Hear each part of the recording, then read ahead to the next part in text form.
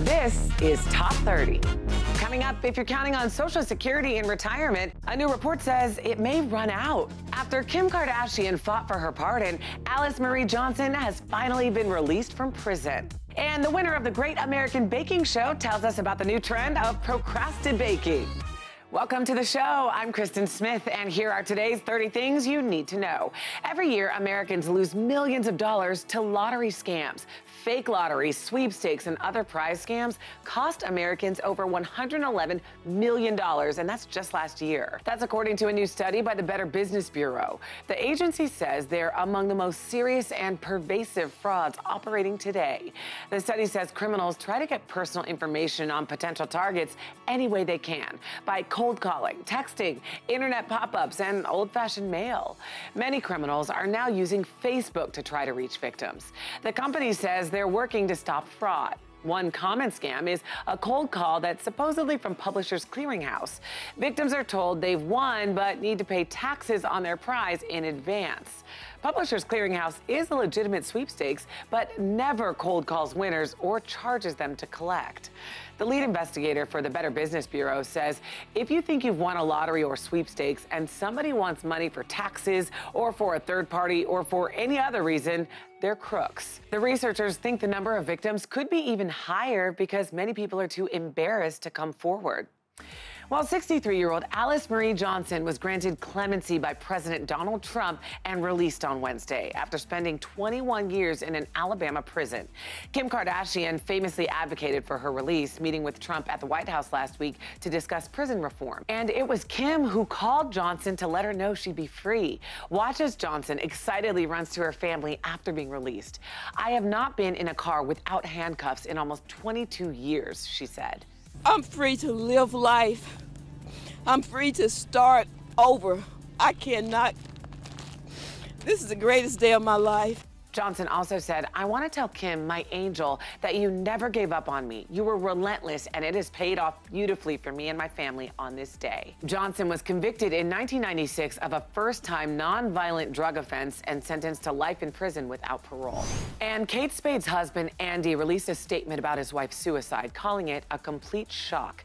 But he did acknowledge she was actively seeking help for depression and anxiety over the last 5 years. Andy says his main concern is their 13-year-old daughter, B, as she deals with the unimaginable grief of losing her mother. And Gabby DeMarco caught one heck of a foul ball at a San Diego Padres game this week. Not only did it land in her full cup of beer, she then celebrated by chugging the entire thing with the lucky ball still in there. Now that's a true fan. Let's head to the New York Stock Exchange now for our Fox Business Minute with Susan Lee. So, Susan, I understand our morning cup of coffee might cost a little bit more. Yeah, that's right, Kristen. Starbucks is raising prices again. A cup of coffee is now going to cost you anywhere from 10 to 20 cents more, and Starbucks has raised prices by 1 to 2% just in the past year. Lawmakers in Honolulu want to set a price cap for ride-hailing services such as Uber and Lyft. The measure would prevent surge pricing if increased rates are higher than the maximum fare already set by the city. The U.S. now has more job openings than unemployed Americans, and this means that openings have exceeded the available labor pool. What this also means is that the U.S. is facing a historically tight labor market. So when was the last time this happened? Yeah, well, in May, the jobless rate ticked down to 3.8%. The last time that the rate was lower was back in 1969 when young men were actually being drafted into the Vietnam War. Okay, interesting stuff. Thanks, Susan. Well, with summer finally here, many of us are looking forward to spending more time outside. But a new study says not all sunscreens are created equal. Joining us now to talk about it is Dr. Suzanne Gilbert-Lenz. So, Doctor, welcome. Thanks for being here. I'm happy to be here. What do you think the main thing we need to know about sunscreen is? It's really not more is more. Oh. I know that's a shock right? because I we know. can just slather it all on. Right. There are some newer studies indicating that more is more. So it's very important to understand that this is with very specific sunscreens, very specific skin types. So lighter skinned people need to probably have a higher SPF. However, what you have to look at is the chemical content also, because when you have a higher SPF, and that's the sun protection factor, I think that's that number that people look at, right? Yes. So 15 or 30 or 100 Yes. or whatever it is. The reality is you may be getting more chemical exposure when you're getting these higher SPFs, and then you have to look at sort of the trade-off. Because if you're getting more chemical exposure onto your skin, that may not actually be better for your skin. That is really interesting. You know, I have 2 young kids and they get annoyed because I'm always like, okay, 20 minutes have passed, let's reapply, and I do the spray thing. That's probably a little excessive unless they're like, you know, sweating up a storm. I know that's shocking, mothers being excessive, but you know, I'd say 30 to 60 minutes depending on the activity. If they're getting wet and it's coming off, then definitely sooner. Okay, that's really good to know. Thanks so much, Doctor, for being here. Great to be here. Okay, Top 30, we'll be right back.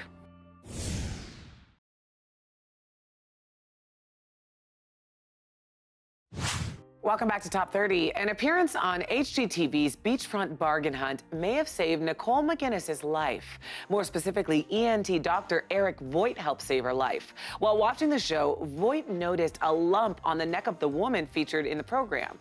He knew she needed to see a doctor immediately, but the show didn't give Nicole's last name. So he posted a clip to his Facebook page, hoping the power of social media would help find her. And it did. He connected with McGinnis, who was already a brain cancer survivor, by the way, and urged her to get a sonogram and a biopsy.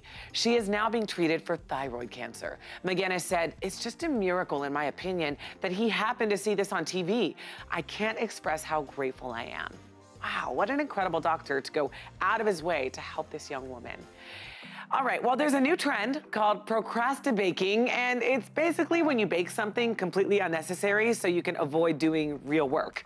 With us today is Valerie Lomas, a full-time foodie and season 3 winner of the Great American Baking Show. Valerie, congratulations. Thank you. So this procrastinating thing, who's doing this? Well, it's really common among people who work from home. Okay. And especially during high-stress situations. So students, maybe if they have final exams coming up, and also creative people like artists and writers, they find that it helps jumpstart their creative process.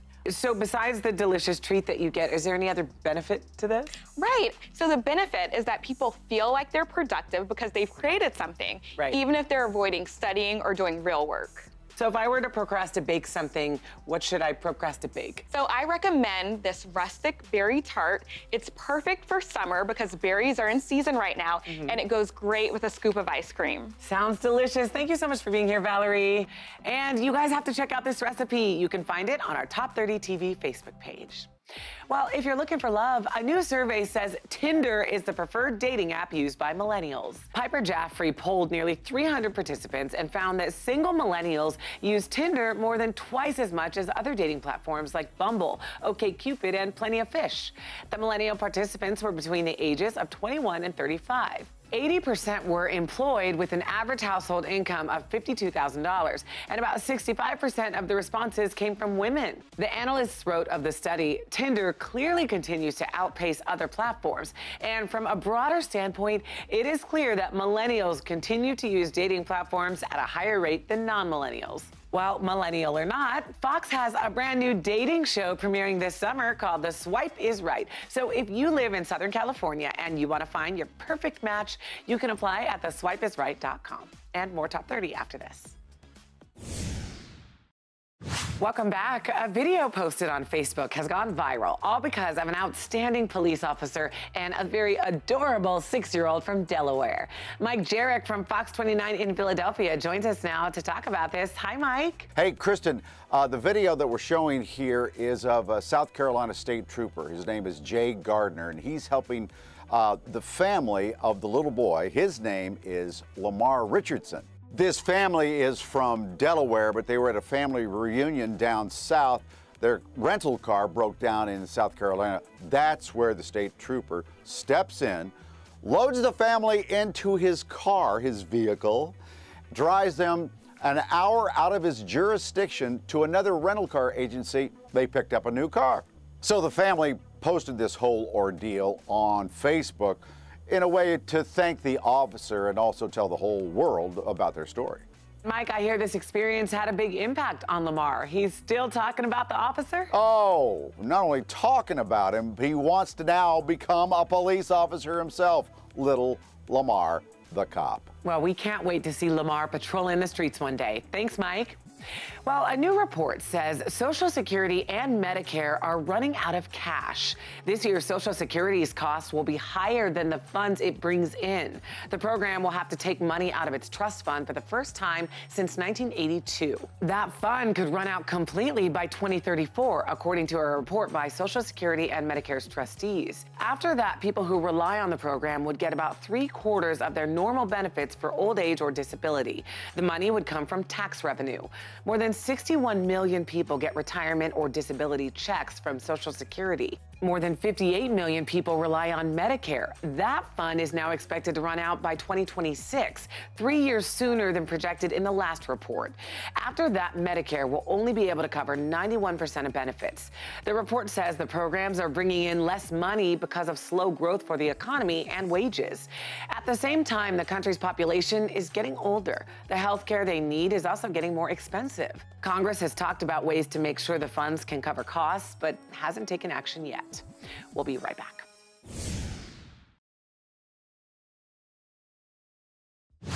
In today's Hometown Stories from Fox 5 New York, some students at Wyandanch High School in Long Island have the opportunity to join a fraternity a little early.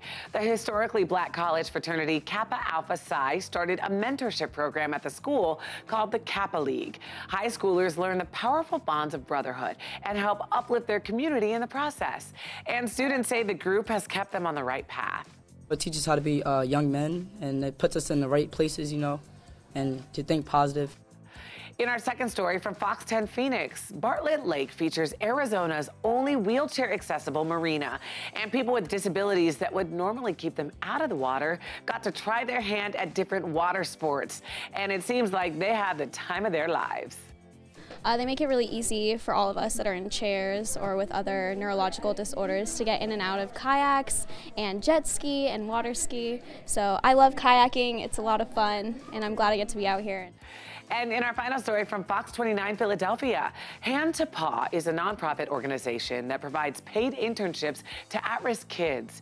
It pairs them with local animal shelters where they learn the skills needed to make it in the workplace, skills like responsibility and how to interact with customers. And at the same time, they're helping homeless animals find loving families to take them in. So not only are they making a difference in their own lives, they're making a difference in the animals' lives too. Welcome back. A California lunch lady couldn't hold back her joy when she got the surprise of a lifetime. That's Deborah Davis's reaction when she found out her students helped her get this car. Davis has worked at a San Diego high school for 26 years, and students affectionately call her Aunt Debbie. On top of working at the school, she also drives throughout the city to help feed the homeless and also volunteers at nursing homes. She had a beat-up 1976 Chevy Malibu, so students at her school teamed up with the charity Recycled Rides to get her the new car. Thank y'all so much. Thank y'all so much. I'm looking for my reward in heaven, and y'all give me a little bit here on earth. The school's principal says Davis comes to work every day with a smile, and no one deserved this more. Well, Father's Day is right around the corner, and picking the perfect gift for Dad can be tricky. But luckily, consumer reporter Steve Noviello from Fox 4 Dallas is here to help us take the guesswork out of giving. Hi, Steve. Hey, Kristen, folks say dad is hard to shop for. I say nonsense. Take a look, starting with this right here from Mountain Buggy. Not a roll aboard, a roll on board. This is the Bag Rider. No more stroller plus carry-on when you're traveling with Junior. Now it's a 2-in-1 thanks to a 5-point safety harness. This will hold toddlers up to 33 pounds, plus has all the great storage of a traditional carry-on bag. These are from Original Grain. The company out of San Diego makes unique watches and bracelets from reclaimed wood and stainless steel. Every one of them has a unique story. The company also committed to giving back. For every watch or bracelet sold, they plant a tree. And finally, Texas Standard will curate collections for Dad. Everything you see here, about $180. Sport shirt, standard polo, pocket tee, shades, sunglasses strap, even a can caddy, plus 10% of profits from the company get donated back to Texas-focused charitable organizations. Links to everything right now, facebook.com/SaveMeSteve. I love them. All great ideas for Dad. Thanks, Steve. Well, I hate to say it, but smartphones and screens are keeping America's kids up at night. The more time teenagers spend on phones and looking at screens, the less likely they are to get a good night's sleep. That's according to a new study conducted by several schools, including the American Academy of Sleep Medicine. The scientists were trying to understand why other research has tied smartphone use to depression. Teens were asked how much time they spent doing 4 things: watching TV, playing video games, using social media, and browsing the internet. They were also asked about sleep. Higher amounts of screen time were associated with signs of insomnia, including more difficulty falling asleep and staying that way. The lack of sleep was then associated with more feelings of depression. One of the study's authors said parents, educators, and healthcare professionals could consider educating adolescents and regulating their screen time. Previous studies have found that kids as young as 5 who stick to the same bedtime get more sleep as adults. Doctors recommend that teens get 8 to 10 hours of sleep every night. We will be right back.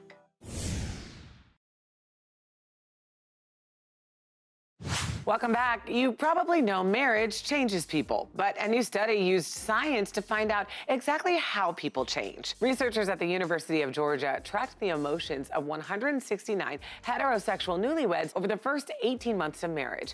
Some of the positives: husbands became more conscientious and wives became less anxious and less angry. But on the negative side, men and women became less agreeable. The men also became more introverted.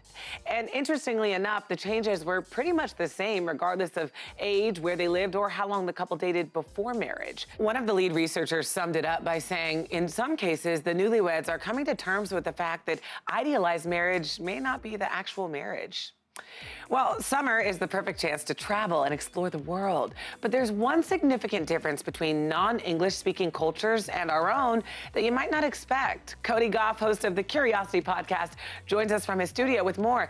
So, Cody, I hear thank you isn't such a common phrase. That's right, Kristen. A new study shows that people around the world hardly ever say thank you, and that's good news. Researchers looked at conversation samples from 5 continents. They found that when a person was helped with something, they only said thank you or a similar verbal expression about 5% of the time. But that's okay. In some cultures, especially English-speaking ones, we're taught to follow a certain script in social situations. A script that includes saying thank you. That's our model. The model around the world, though, is to just comply with a request at a rate of 7 to 1. Doing what's asked of you is expected. Those missing thank yous don't mean that we don't appreciate each other.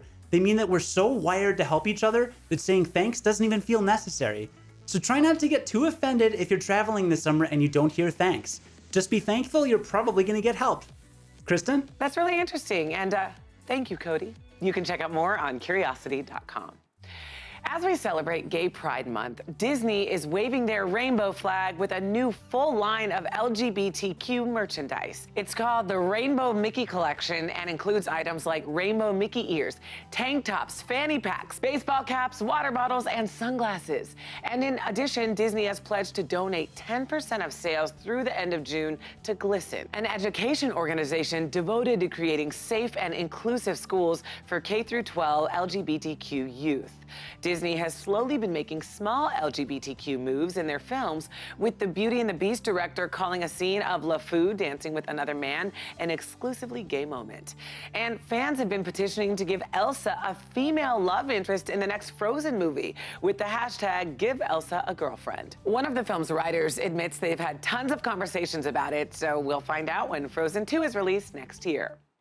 Well, lobster rolls were already a very pricey summer meal, but this year they could get a lot more expensive.